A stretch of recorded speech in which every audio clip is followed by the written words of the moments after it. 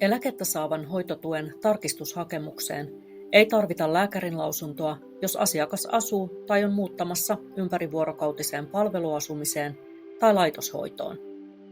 Hyvin täytetty hakemus riittää. Tällä videolla kerromme, mitkä asiat hakemuksessa ovat erityisen tärkeitä hoitotukioikeuden ja tuen tason arvioinnissa. Täytä eläkettä saavan hoitotuen hakemus huolellisesti ja kokonaan, lukuun ottamatta kustannusosiota. Huolellisesti täytetty hakemus nopeuttaa käsittelyä ja vähentää lisäselvitysten tarvetta. Kerro hakemuksen aluksi niistä sairauksista ja vammoista, jotka vaikeuttavat arkipäivääsi. Kerro omin sanoin, miten sairaudet tai vammat vaikeuttavat päivittäisiä toimintojasi ja mistä alkaen. Kerro myös, mitkä tahot hoitavat sairauksiasi ja kuntouttavat sinua. Kerro seuraavaksi, minkälaista apua tai ohjausta ja valvontaa tarvitset arjessasi. Kerro esimerkiksi, kykenetkö liikkumaan itsenäisesti vai tarvitsetko liikkumisessa valvontaa tai apuvälinettä. Tarvitsetko apua vuoteesta nousuun tai sinne siirtymiseen. Kerro, miten suoriudut pukeutumisesta ja hygienian hoidosta.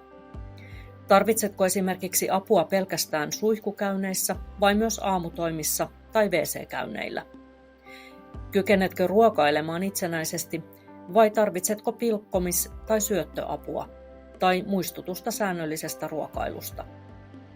Kerro myös, kuinka usein tarvitset tukea näissä asioissa. Huomioi hakemusta täyttäessäsi, että vaikka et tarvitsisi varsinaista apua missään arjen toimissasi, saatat tarvita muistuttelua, kannustusta tai silmälläpitoa, esimerkiksi liikkumisessa tai syömisessä. Tuothan myös nämä tarpeet esiin hakemuksessa. Voit kuvata hakemuksessa käytännön arjen esimerkkejä. Näetkö, kuuletko ja kykenetkö puhumaan normaalisti, vai onko näissä tuen tai apuvälineiden tarvetta? Entä muistatko arjen sujumiseen liittyvät asiat? Jaetaanko sinulle lääkkeet, annetaanko ne sinulle, tai tarvitsetko lääkehoidossa muistutusta? Kuvaa tässäkin mahdollisimman konkreettisesti näitä tilanteita. Kerro seuraavaksi, keneltä saat apua, ohjausta tai valvontaa ja kuinka usein. Voit merkitä kaikki tahot, joilta saat apua. On tärkeää, että kerrot hakemuksessa myös, mistä alkaen olet saanut apua tai milloin sen määrä on lisääntynyt.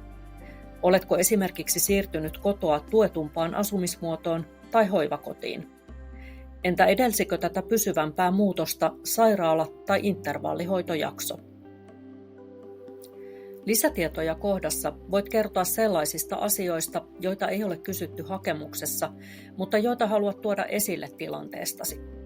Voit tässä esimerkiksi kuvata aiemmin kuvaamasi nykytilanteen lisäksi takautuvan ajan avuntarpeesta.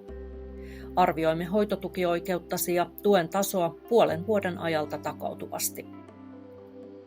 Kerro seuraavaksi hakemuksen teossa avustaneen henkilön nimi ja yhteystiedot. Voimme suostumuksellasi pyytää tältä henkilöltä tarvittaessa lisätietoja hakemukseesi.